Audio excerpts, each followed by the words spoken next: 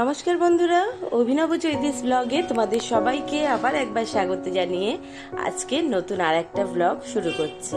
আজকে শনিবার, ঘড়িতে এখন প্রায় সন্ধে 6:45 মতো বাজে।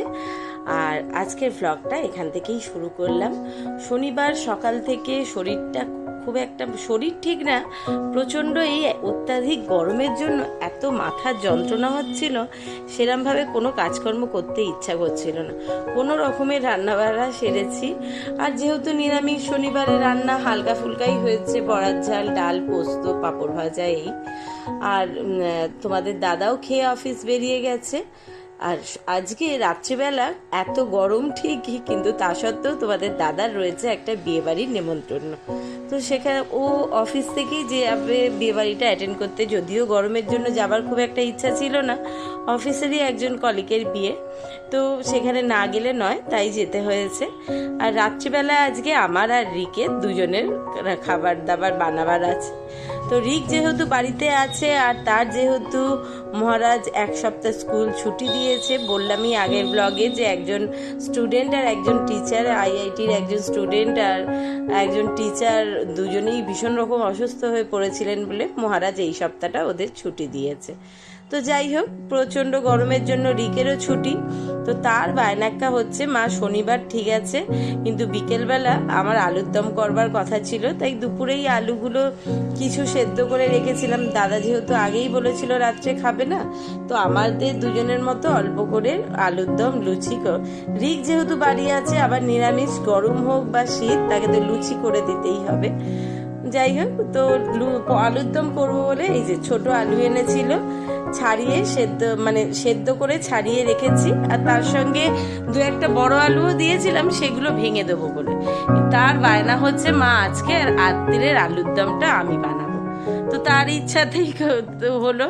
আমি বললাম ঠিক আছে, আমার অসুবিধা নেই, আলুর দম বানাতে ইচ্ছা করে বানা, কিন্তু সে আমার 100 ঘন্টা বাসন ফেললে, কাজ বাড়িয়ে চতুর্দিকে ছড়িয়ে ছিটে রাখলে হবে না। কিন্তু তাকে বলেও তো শান্তি নেই, তার পাশে দাঁড়িয়ে আমি টুকটুক করে বলে দিচ্ছি কি কোনটা দেবে, কিভাবে কি করবে। আর তার সঙ্গে একটু মনে করলাম ছেলের হাতের রান্না আমি খাবো, তো তোমাদেরকেও একটুখানি শেয়ার করে দেখাই ছেলে রান্না করতে একদম কত পটু হয়েছে। যাই হোক, সর্ষের তেল গরম করে তাতে গোটা জিরে ফোড়ন দিয়েছিল, যদিও গোটা গরম মশলাও দিতে বলেছিলাম, কিন্তু তার মাথায় নেই, শুধু গোটা জিরে ফোড়ন দিয়ে আলুগুলো ভেজে তুলে রেখেছে। কড়াতে যদিও বেশ তেল ছিল, তার ওপর আবার তেল পড়লো, এরপর চলছে ঘি। আমার কোনো কথাই শুনবে না, তার ইচ্ছা হয়েছে সে তার আজকে নিজের মনের মতো করে কষা কষা আলুর দম বানাবে।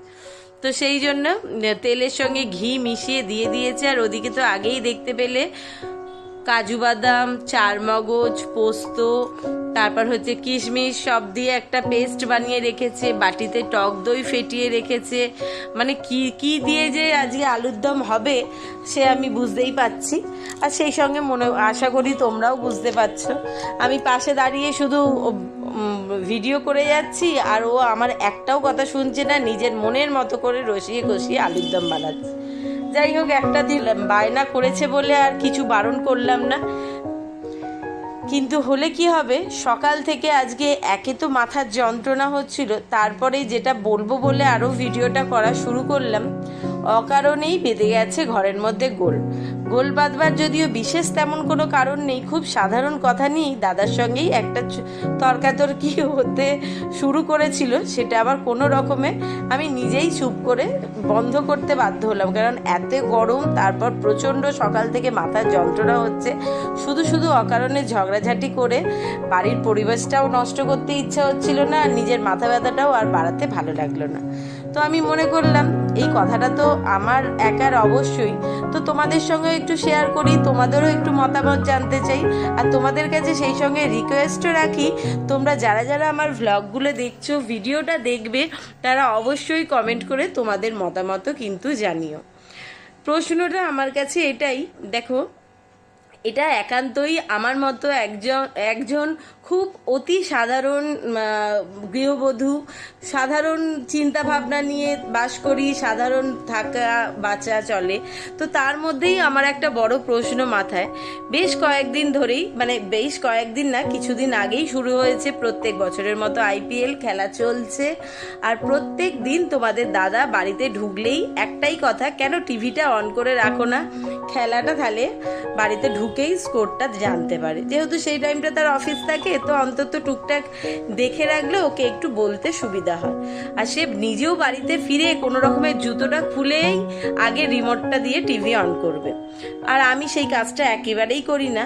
না করার কারণ অবশ্য এমনটা নয় যে আমি টিভি খুলে কোনো সিরিয়াল বা সিনেমা দেখি সেই জন্য, কারণ সেটা আমার কাছে সবচেয়ে বড় অ্যালার্জির কারণ। আমি নিজে কোনো রকম সিরিয়াল সিনেমা সিনেমা তাও একটু আধটু দেখি, মানে যেরকম ভালো লাগে, যেগুলো ভালো বই সেটা, কিন্তু ওই ন্যাকা ন্যাকা মার্কা সিরিয়াল আমার একেবারেই পোষায় না। নয় একটা বরে দুটো চারটে বউ, দু চারটে সংসার, দু চার জায়গায় ছেলে মেয়ে হয়ে রয়েছে, আর নাহলে একটা মেয়েকে নিয়েই এক গন্ডা ছেলে পাগল। কোথাও ছেলের বিয়ে, মানে যে সিরিয়ালের হিরো তার বিয়ে হয়ে বউ বাচ্চা থাকা সত্ত্বেও অনেক আইবুড়ো মেয়েরা একদম তার জন্য পাগল হয়ে হেদিয়ে মরে যাচ্ছে, তাকেই চাই, না হলে চলবে না, সে তার প্রথম বউকে ডিভোর্স করেও বিয়ে করতে হবে। যদিও বাস্তবে এমনটা একেবারেই হয় না, তাহলে হয়তো বাস্তবের অনেক ছেলেরাই এরকম হতে পারলে মনে হয়, আশা করি খুব খুশি হতো। তো সেটা তো একেবারেই সম্ভব না, আর আমার দিক থেকে তো একেবারেই নয়। সেসব কথা বাদ যাক, আসল কথাটা যেটা বলার সেটা বলি। তো আইপিএল খেলা চলছে, এই আইপিএল বলে নয়, আমি যে কোনো খেলা, ক্রিকেট, ফুটবল দেখতে ভীষণ রকম ভালোবাসি, আর ভীষণ রকম খেলাটা হলে মন দিয়ে দেখতাম। এই জন্যই বলছি, গত খেলার দেখাটা মানে গতবারের সিজন থেকে আইপিএল খেলাটা দেখা একেবারেই বন্ধ করে দিয়েছি। কারণ হচ্ছে কি, আমার কাছে এটা মনে হয় ভারতের মতো একটা দেশে কোটি কোটি টাকার জুয়া খেলা চলছে। এটা একেবারে খুব ভাষায় বললাম হয়তো, কিন্তু আমার কাছে এটাই মনে হয়। এই কারণ নিয়েই দাদার সঙ্গে সকালবেলা একটা বেশ মারাত্মক তর্কাতর্কি লাগতেও আমি চুপ করে গেলাম। দাদার বক্তব্য হচ্ছে, তোমার এত মাথা ঘামানোর কি আছে, একটা ভালো খেলা হচ্ছে সেটা দেখে এনজয় করো, এত তোমার মাথা ঘামাবার দরকার নেই, উল্টো পাল্টা বকছো।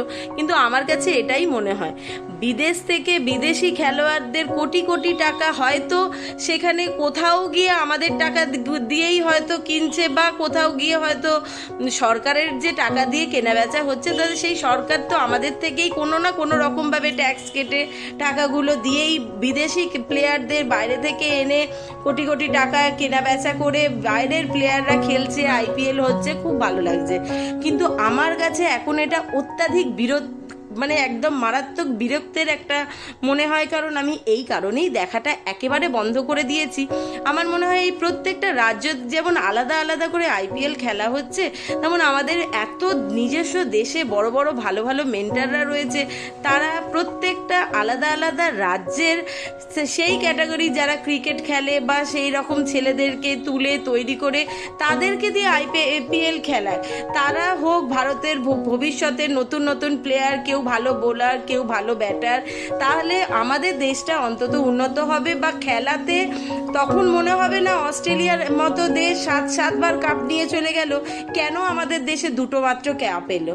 ভীষণ রকমভাবে বিশ্বাস করো আমার মারাত্মক কষ্ট হয়। আমার সবসময় মনে হয় কি, আমাদের দেশের যারা ব্যাটাররা রয়েছে বা বোলাররা রয়েছে, তাদের যে নিজস্ব কৌশল, কে কেমন বলে আউট হবে, কার কোন ভাবে কেমনভাবে বল করলে কার মানে বলটা খেলতে অসুবিধা হবে, কে কোন দিকে থেকে কমজোর, সেগুলো তো বাইরের প্লেয়াররা এসে সব কিছু জেনে যাচ্ছে, দিয়ে তারা ভবিষ্যতে গিয়ে নিজের দেশে এটাই যখন খেলতে আসছে বা যখন একটা ইন্টারন্যাশনাল খেলা হচ্ছে, এগুলোই অ্যাপ্লাই করছে। ভারত ছাড়াও তো বা ভারতকে দেখেও তো অন্যান্য বড় দেশগুলো অনেক বছর হয়ে গেল আইপিএল শুরু হয়েছে, ওই তারা তো নিজের দেশে এরমভাবে আইপিএল খেলে আমাদের ভারতীয় প্লেয়ারদের ডেকে নিয়ে যাচ্ছে না, বা তাদেরকে কেনা বেচা করে নিজের দেশের কোনো রকম কলা কৌশল আমাদের দেশের প্লেয়ারদের জানিয়ে দিচ্ছে না যে তারা কেন। তো তাদের মাথায় কি একেবারেই বুদ্ধি নেই? তারা কি এতই বোকা?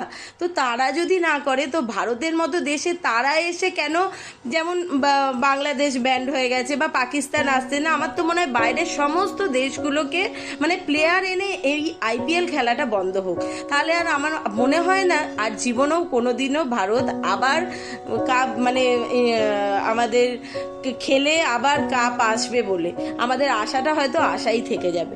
কারণ প্রত্যেকটা প্লেয়াররা নিজেদের জায়গায়, এই যে গতবারের ফাইনাল ম্যাচ গেল, প্রত্যেকটা ম্যাচে ভারত এত সুন্দর, প্রত্যেকটা প্লেয়ার এত দারুণভাবে খেললো, কিন্তু সব থেকে বড় কথা যেদিন ফাইনাল সেদিনকে কিভাবে তাসের ঘরের মতো মুখ থাবড়ে গিয়ে পড়লো অস্ট্রেলিয়ার সামনে, মনে হলো যেন কাপটা মনে হয় অস্ট্রেলিয়ার জন্য রাখা ছিল, এলো আর তুলে নিয়ে চলে গেল।